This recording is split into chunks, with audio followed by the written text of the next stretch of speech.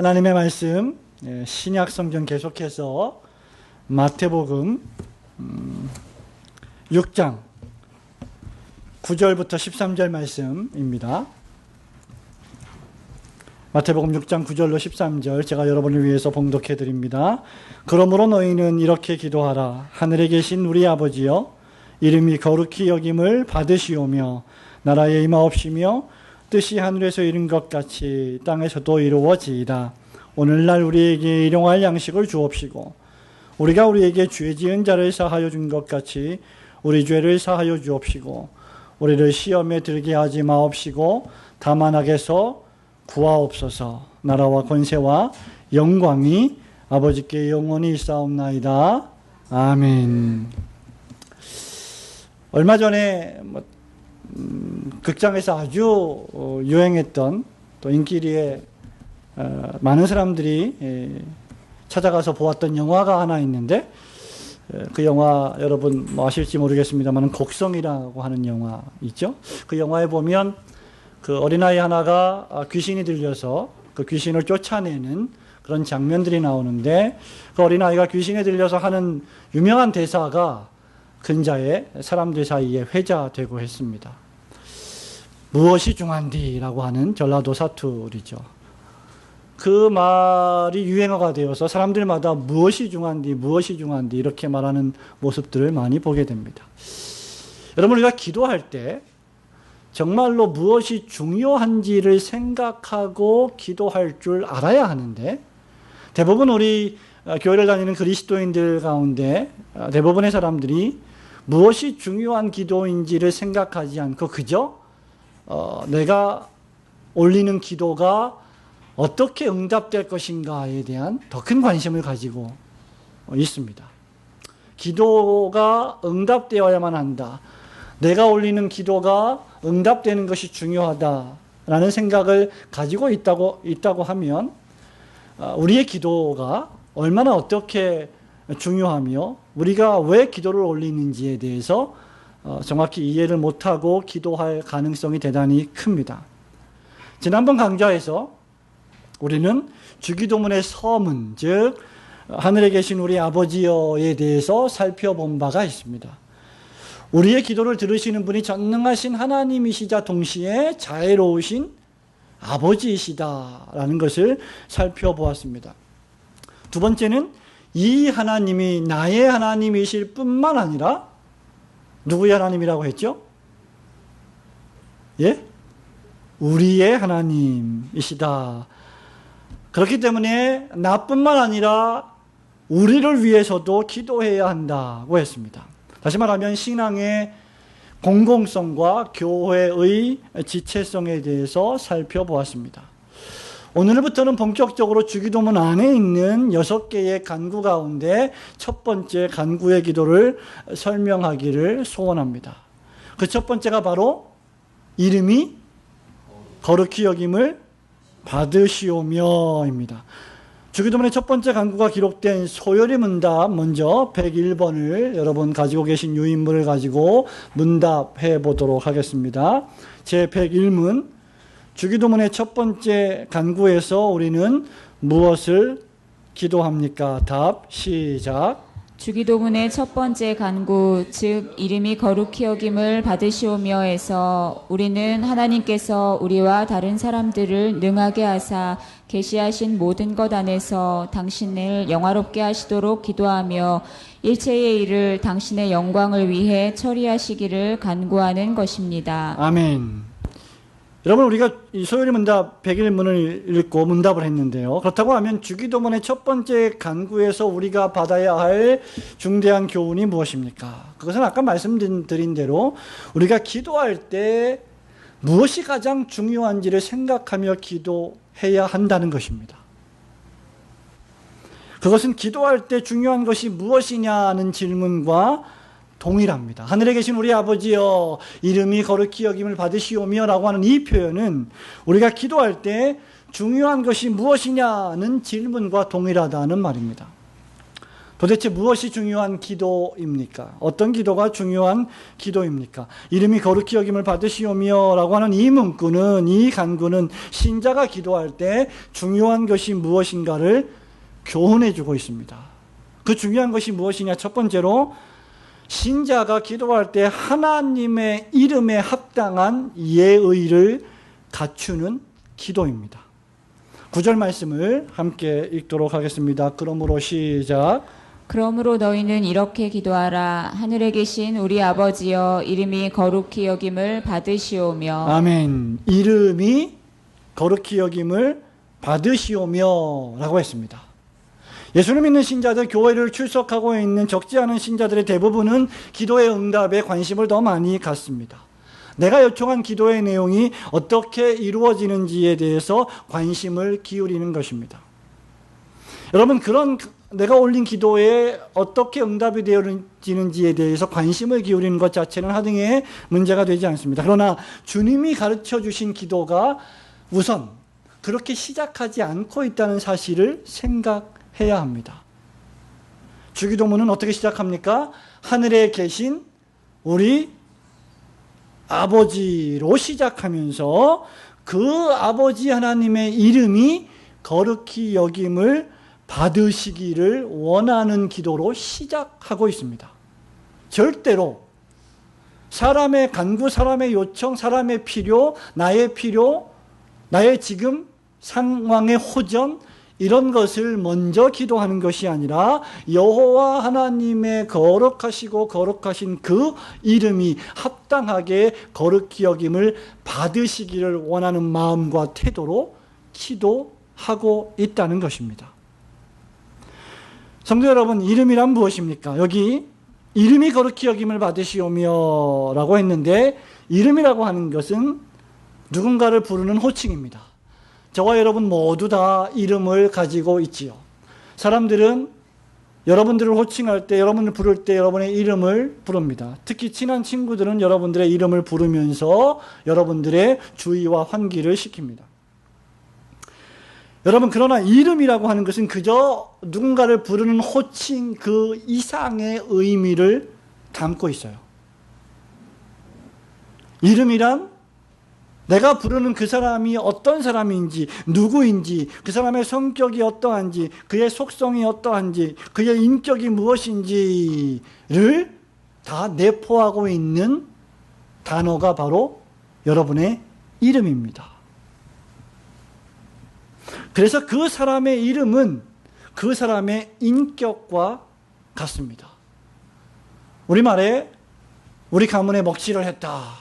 그 말은 무슨 말입니까? 우리 가문에 이름이 있는데 그 이름의 명예를 더럽혔다, 그 말이죠. 우리 아버지 이름에 먹칠을 했다. 우리 어머니 이름에 먹칠을 했다. 그죠? 이름이라고 하는 것은 그저 누군가를 부르는 호칭 이상의 것이라는 거죠.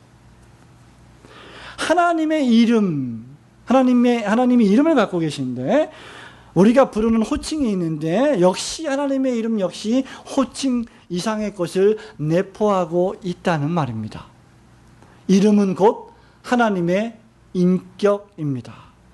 하나님의 속성입니다. 누군가가 여러분의 이름을 아주 하찮게 부른다면, 아주 경망스럽게 부른다면 여러분은 결코 기뻐하거나 즐거워하지 않을 것입니다. 여러분은 여러분의 이름이 합당하게 존중과 존경심을 가지고 불리워지기를 원할 것입니다. 마찬가지로 하나님의 이름이 우리의 입술을 통해서 표현되어질 때, 언급되어질 때 천지 만물을 창조하신 위대하신 하나님은 당신의 이름에 걸맞는 예의를, 존경을, 경외심을 요구하시는 것이 마땅합니다. 하나님께서 자기의 이름을 우리에게 계시해 주실 때 그것은 자신의 인격과 속성을 알려주시는 것이기도 했습니다. 여러분이 시편 1편부터 시편 150편을 쭉 읽어가다 보면 시편의 기자들이, 구약의 성도들이 얼마나 하나님이라고 하는 분과 하나님의 그 이름을 그분의 속성과 인격과 사역과 결부시켜서 존경하고 경외했는지를 쉽게 발견할 수 있을 것입니다. 시편 기자들이 가장 소중하게 여겼던 이름이 있다고 하면 여호와 하나님의 이름입니다. 그 어떤 사람의 이름보다, 그 어떤 물건보다, 그 어떤 소중한 나의 가족보다 훨씬 더 소중하고도 중요한 것이 있다면 여호와 하나님의 이름이었던 것이죠. 그래서 시편 8편 1절 말씀에 보면 시인이 이렇게 노래합니다. 여호와 우리 주여.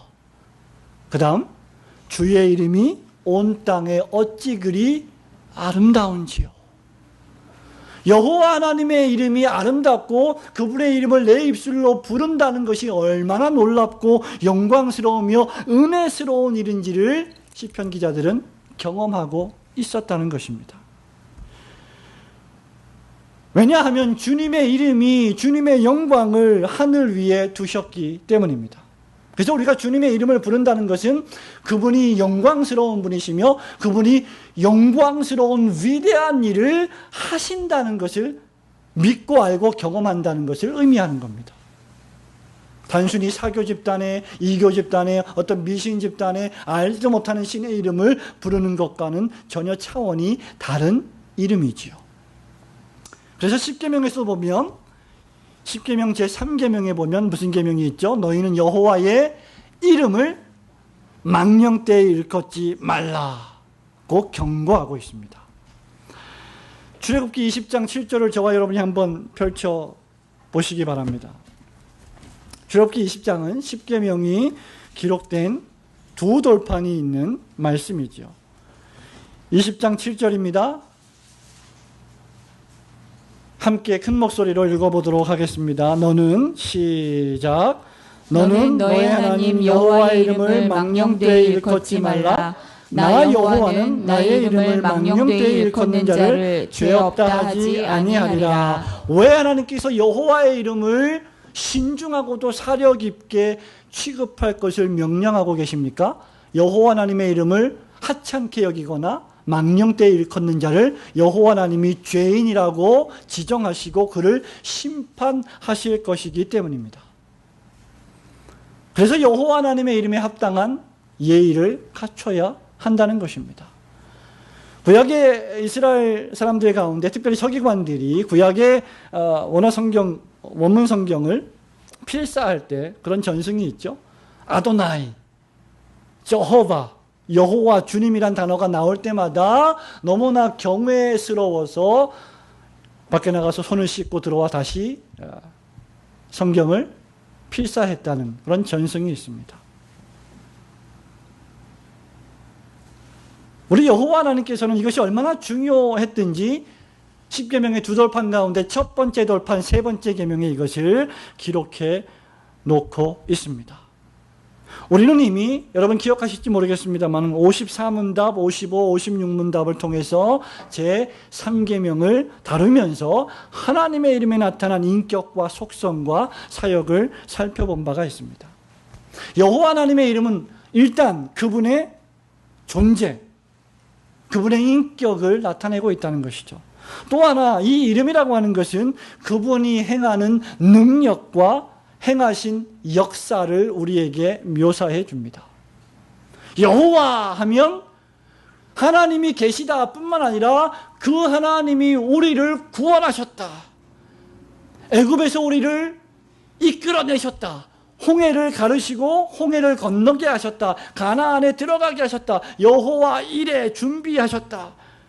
여호와께서 우리를 승리케 하셨다라고 하는 위대하신 하나님의 구속의 역사를 생각나게 하는 이름이 바로 여호와 하나님의 이름이십니다. 계속해서 출애굽기 20장 2절에 보면 나는 너를 애굽 땅 종되었던 집에서 인도하여 낸 너의 하나님 여호와라. 즉 구원의 하나님을 우리에게 계시해 주고 있습니다. 출애굽기 6장 8절에 보면은 약속의 땅으로 인도하시는 여호와를 묘사하는데요. 내가 아브라함과 이삭과 야곱에게 주기로 맹세한 땅으로 너희를 인도하고 그 땅을 너희에게 주어 기업을 삼게 하리라. 나는 여호와로라 하셨다 하라. 출애굽기 12장 12절에 보면 하나님을 배격하는 자들, 하나님을 멸시하는 자들을 도리 하나님이 멸시하고 심판하시는 심판의 하나님을 묘사하고 있습니다. 내가 그 밤에 애굽 땅에 두루 다니며 사람과 짐승을 물어나고 애굽 나라 가운데 처음 난 것을 다 치고 애굽의 모든 신에게 벌을 내리리라. 나는 여호와라. 그러니까 여호와 하나님이라고 하는 이 이름은 그분의 인격과 그분의 속성뿐만 아니라 그분이 행하시는 위대하신 구원과 심판의 사역까지도 우리에게 계시해 주고 있다는 말입니다.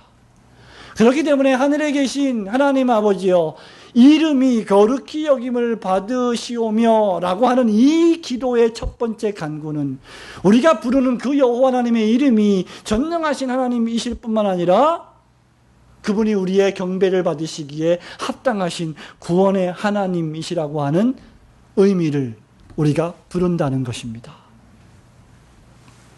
그렇기 때문에 저와 여러분이 기도할 때 무엇보다도 하나님의 이름이 거룩히 여김을 받으시게 하는 것이 최우선의 기도의 목적이어야 합니다.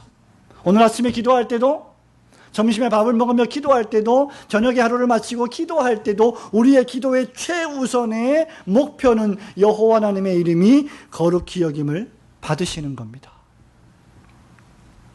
그렇기 때문에 하나님의 이름을 부르며 기도할 때 망령되이 일컫거나 농담으로 하나님의 이름을 부르거나 장난치며 여호와 하나님의 이름을 부를 수 없는 것입니다. 우리가 하나님 앞에 합심하여 기도하거나 개인이 대표로 기도하거나 할 때 합심해서 기도하고 또 그 개인이 대표로 기도할 때 그 기도의 마음으로 영으로 합심하여 같이 기도하는 것이 우리가 여호와의 이름을 망령되이 일컫지 않는 것입니다. 그래서 우리는 찬양을 할 때 함께 찬양해야 하고, 그 누구를 막론하고 목사로부터 어린아이에 이르기까지 기도할 때에 함께 기도하며, 기도하는 시간에, 찬양하는 시간에 그 어떤 다른 일도 해서는 안 되는 것입니다. 목사는 바로 그러한 성도들이 그렇게 예배하며 그렇게 기도하는 것을 독려하고 격려하고 때로는 책망하며 때로는 권면해야 될 영혼의 감독자로서의 막중한 책임을 가지고 있는 자입니다. 이유가 무엇입니까? 하나님의 이름을 우리가 부를 때 우리는 그분의 존재, 그죠? 그분이 계시다. 하나님이 계시다. 하나님이 천지만물을 창조하셨고 지금도 우리를 통치하고 계신다. 그분의 존재와 그분의 인격과 그분의 하시는 사역을 총칭하는 것이기 때문입니다. 그렇기 때문에 우리가 그분의 이름을 예의를 갖추어서 존경심과 경외심을 가지고 불러야 한다는 말입니다.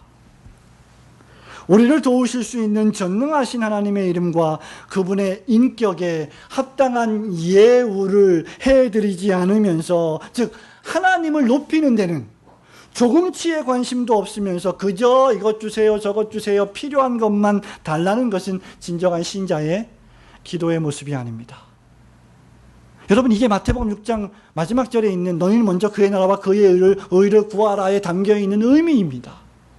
우리가 먼저 그의 나라와 그의 의를 구하지 않으면서 먹을 것 주세요, 입을 것 주세요, 잠잘 것 주세요 한다면 어느 아버지가 기쁨과 즐거움으로 그것을 제공하겠습니까? 아니, 오히려 여호와 하나님의 이름에 먹칠을 하고 여호와 하나님의 이름을 합당하게 높이지 않고 오히려 멸시하면서 말씀을 순종하지도 않고 믿지도 않으면서 그저 이 문제만 해결해 주세요, 저 문제만 해결해 주세요라고 한다면 그것은 하나님을 부르는 합당한 신자의 태도가 아니라는 것이죠. 교회가 무엇보다도 이것을 아주 시급하게 회복해야 될 필요성을 맞이하고 있습니다. 하나님은 무엇보다도 거룩하신 하나님 아버지이십니다. 그렇기 때문에 신자가 기도할 때 하나님의 거룩과 하나님의 이름의 영예를 드높이기 위한 겸손한 태도로 기도해야만 합니다. 때때로 교회 안에 범죄 사건이 발생합니다. 그러면 교회의 치리기관인 당회나 또는 상회기관인 노회나 총회가 모여서 치리회를 열고 책망하고 권고하고 말씀으로 그 영혼을 다스립니다. 그렇게 하는 이유가 무엇입니까? 그렇게 하는 최고의 목적이 무엇입니까? 범죄한 자를 벌 주기 위한 것이 아닙니다. 대한예수교 장로교 헌법에 보면 권징의 제1차 목적은 진리를 보호하는 것입니다. 두 번째 목적은 하나님의 영광을 드높이는 것입니다. 그렇기 때문에 교회의 최우선의 목적은 진리를 보호하고 하나님의 영광과 이름을 높이는 것이죠. 그 일에 먼저 우선을 기울인다고 하면 교회 안에 여러 가지 문제들은 자연스럽게 해결될 것입니다. 그렇기 때문에 신자가 기도할 때 하나님의 거룩과 하나님의 이름의 영예를 드높이기 위한 겸손한 태도로 기도해야만 합니다. 우리 올고든 교회와 모든 성도들이 하나님의 인격과 속성과 사역에 합당한 예의를 갖추어 기도하시는 성도님들이 되시길 주님의 이름으로 축원합니다. 두 번째, 무엇이 중요한 기도인가? 하나님의 영광을 위하여 만사를 처리하시기를 위한 기도입니다. 다시 한번 9절 말씀, 마태복음 6장 9절 말씀을 함께 읽습니다. 그러므로 시작. 그러므로 너희는 이렇게 기도하라. 하늘에 계신 우리 아버지여, 이름이 거룩히 여김을 받으시오며. 아멘. 이름이 거룩히 여김을 받으시오며에 담긴 두 번째 뜻은 하나님께서, 하나님 자신께서 하나님의 영광을 위하여 모든 일이 처리되기를 신자가 기도하는 것입니다. 만사가 내가 당하는 모든 일 가운데서 하나님의 영광을 위하여 모든 일이 정리되기를 기도하는 것, 그것이 여호와 하나님의 이름이 거룩히 여김을 받으시오며에 담겨있는 뜻입니다. 다시 한번 소율이 문답 101번을 보시기 바랍니다. 첫 번째 간구에서 우리는 무엇을 기도합니까? 주기도문의 첫 번째 간구에서 우리는 중간에 보면 계시하신 모든 것 안에서 당신을 영화롭게 하시도록 기도하며, 그 다음 같이 읽습니다. 일체의 시작. 일체의 일을 당신의 영광을 위해 처리하시기를 간구하는 것입니다. 아멘. 여기 일체의 일이란 무엇입니까? 모든 일이에요. 저와 여러분이 아침에 눈 떠서 저녁에 눈 감을 때까지, 아니 눈 감은 이후에도 24시간 하루 종일 우리가 경험하고 당하는 모든 일 가운데서 하나님 당신이 영광을 받으십시오 라고 기도하는 것이 첫 번째 간구에 담겨있는 위대한 정신입니다. 다른 모든 것들은 그 다음에 주어지는 기도의 내용들이죠.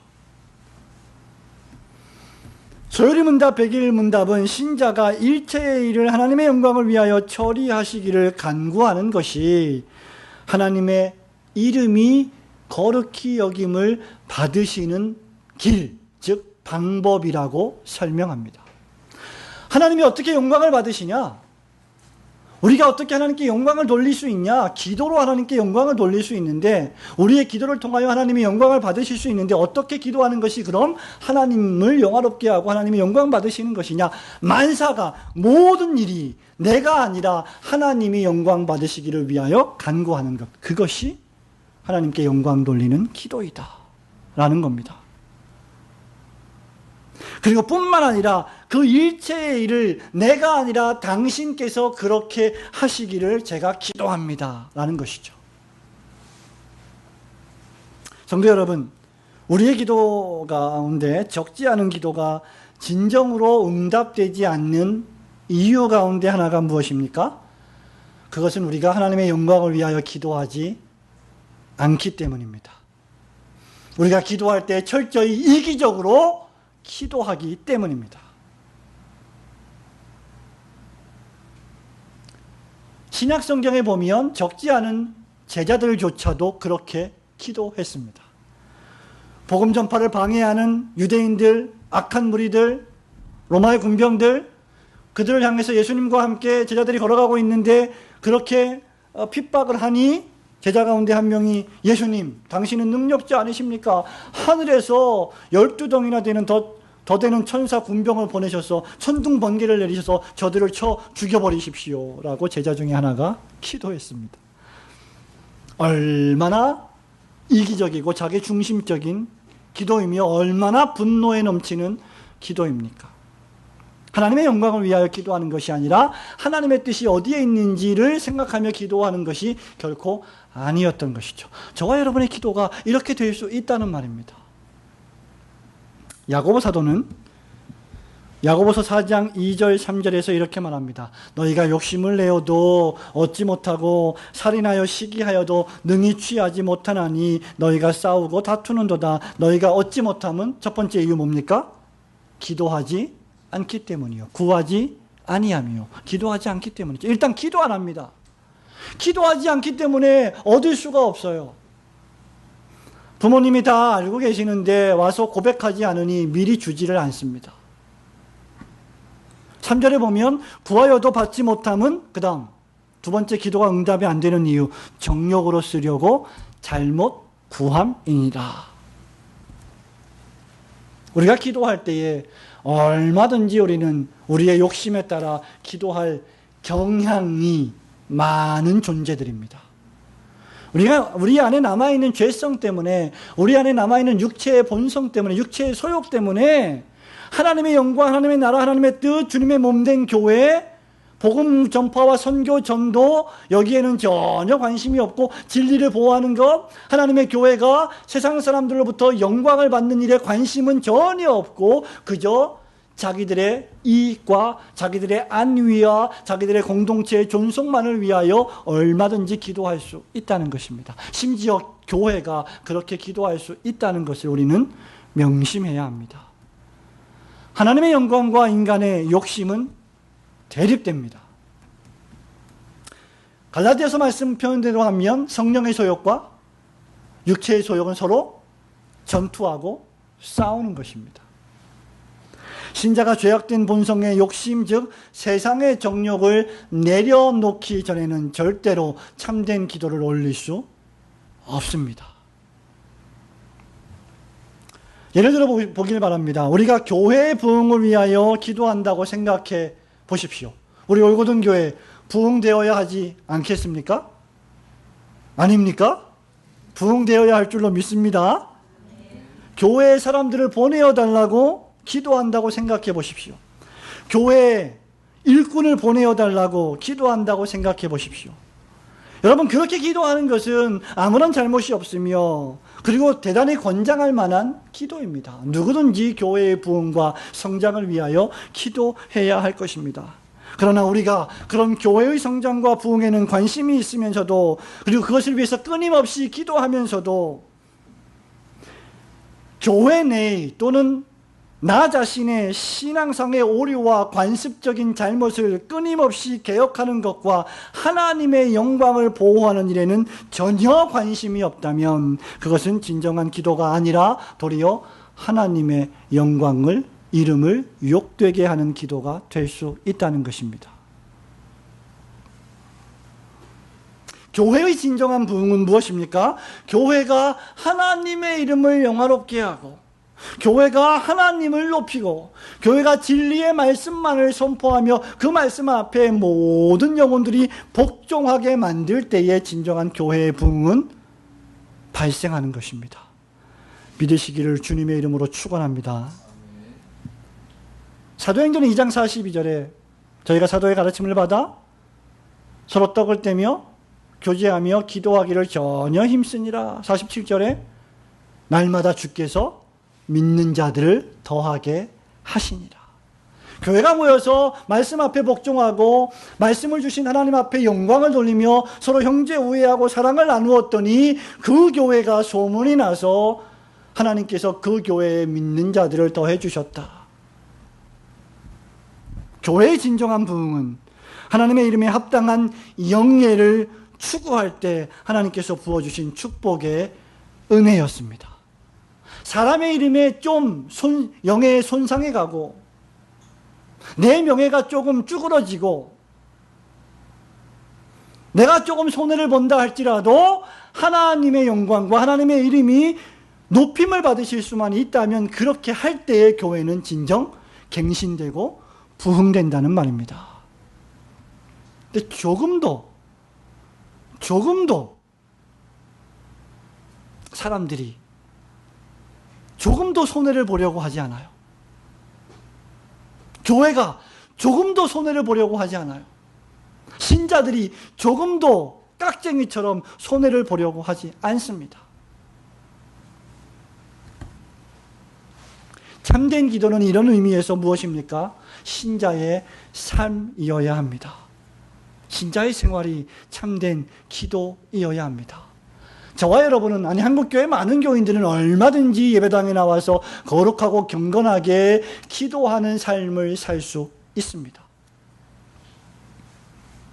주일 예배, 수요 예배, 금요 기도회, 새벽 기도회, 각종 교회 모임을 다니면서도 삶에서 하나님의 이름의 영광을 드높이지 않는다면 기도하는 참된 신자의 삶이 아닙니다. 기도의 형식은 갖추어서도 기도의 생명은 없는, 기도의 모양은 있어도 기도의 능력은 상실해버린 명목적인 신자가 될 것입니다. 그렇기 때문에 참된 기도는 형식에 얽매이지 않습니다. 여러분의 삶이 기도가 되어야 합니다. 삶의 하나님의 말씀인 성경이 말하는 삶의 원리를 구현하고 그 삶을 통해서 내 아내에게, 내 남편에게, 내 자녀에게, 내 부모님에게, 내 친구들에게, 내 이웃들에게 하나님의 영광을 드러낼 때 그 삶은 곧 기도의 삶이 됩니다.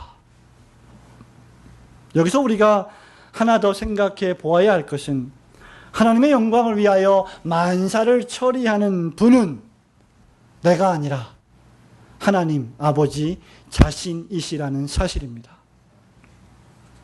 만일 하나님께 영광을 돌리는 모든 책임이 나에게 있다고 하면, 내 능력에게 있다고 하면 저와 여러분은 벌써 올고든 교회를 떠났을 것입니다. 저와 여러분은 교회에서 여러 가지 직분을 맡고 있습니다. 각자가 직분을 가지고 있어요. 작은 교회이기 때문에 모두 직분을 가지고 있고, 심지어 우리 주일학교 아이들조차도 교회 안에서 여러 가지 이름으로 봉사를 합니다. 뿐만 아니라 하나님의 영광스러운 교회에서 하나님을 영화롭게 하는 그 직분을 통하여서 하나님을 영화롭게 하는 사명을 부여받았지만, 그 하나님을 영화롭게 하는 것이 내 능력에 있다면 그것만큼 불행한 것이 없을 것입니다. 여러분의 목사가 교회를 부흥시켜야 하는데 그것이 내 능력에 있다면 저는 날마다 땅속에 처박혀서 아마 질식하여 죽을지도 모를 것입니다. 1년이 지나고 2년이 지나고 3년이 지나고 5년이 지났는데 성도들이 1명, 2명, 10명 늘지 않으면 그 중압감이 못 이겨서 그 책임이 목사에게 있는지 생각하고 목사는 질식하여 죽을지도 모르는 것이죠. 똑같이 마찬가지로 신자들이 교회를 섬기면서, 그리스도를 섬기면서 자기의 힘으로, 자기의 능력으로 무엇인가를 해보려고 할 때 똑같은 일들이 벌어지게 됩니다. 만일 하나님을 영화롭게 하는 일이 전적으로 우리 행위와 공로와 능력에 달려있다면 저와 여러분은 단 하루도 마음 편히 살 수 없을 것입니다. 왜냐하면 하나님의 표준, 하나님의 기준을 맞출 의인은 지구상에 단 한 명도 없기 때문입니다. 저와 여러분에게는 능력이 없습니다. 의인은 없나니 사도 바울이 말한 대로 한 사람도 없도다. 모든 사람이 죄와 허물로 죽었습니다. 하나님의 영광은 하나님 자신께서 받으십니다. 그리고 우리를 세우셔서 우리를 통하여 영광을 받으실 것입니다. 우리 안에 마음의 소원을 두고 행하시고 그 착한 일, 그 중생의 일, 그 믿음의 일을 시작하신 그분께서 다시 오실 때까지 그 일을 마침내 이루어 가시고야 말 것입니다. 우리가 할 일은 다만 하나님의 영광을 위하여 모든 일을 하나님이 처리하시도록 겸손히 기도하며 말씀에 순종하는 것뿐입니다. 그것이 바로 이름이 거룩히 여김을 받으시오며에 담겨있는 간구의 진정한 의미입니다. 하나님께서 자기 영광을 위하여 만사를 처리해 주시기를 겸손히 기도하시는 성도들이 되시기를 소원합니다. 성도 여러분, 말씀을 맺습니다. 우리가 기도할 때마다 하늘에 계신 전능하신 하나님의 이름을 부르고 있음을 명심하십시오. 하나님의 이름은 호칭 이상의 것을 내포하고 있다고 했습니다. 여호와 하나님의 이름은 곧 여호와 하나님의 인격이요 속성입니다. 그래서 아까 말씀드린 대로 십계명에서조차도 여호와의 이름을 망령되이 일컫지 말라고 경고합니다. 우리가 기도할 때 감히 피조물이 창조주이신 하나님의 이름을 부를 수 있게 허락하신 그 놀라운 은혜에 우리는 감격하고 감사할 줄 알아야 합니다. 그리고 하나님의 은혜와 속성과 인격을 찬미하고 찬양해야 할 줄로 믿습니다.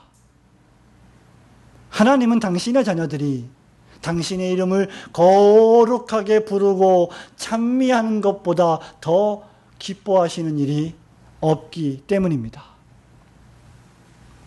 기도할 때에 모든 일에 있어서 여러분의 이름보다는, 여러분의 공로보다는 하나님의 이름과 하나님의 역사가 영광을 받으시기를 위해 기도해야 할 줄로 믿습니다. 우리가 신자로서 사도 바울의 권면을 따라 나보다 다른 사람을 더 낫게 여기라는 이 바울의 권면을 진심으로 받아들인다면 과연 나보다 나를 창조하신 하나님의 이름의 영광을 더욱 바라야 마땅하지 않겠습니까? 이제까지 그래왔듯이 오늘도 또 앞으로도 여호와 하나님의 이름에 합당한 경외심을 가지고 영광을 돌리며 주님 오실 때까지 여러분과 저에게 맡겨주신 이 신앙의 사명을 잘 감당해 나가시는 성도들이 되시기를 주님의 이름으로 축원합니다. 아멘. 주신 말씀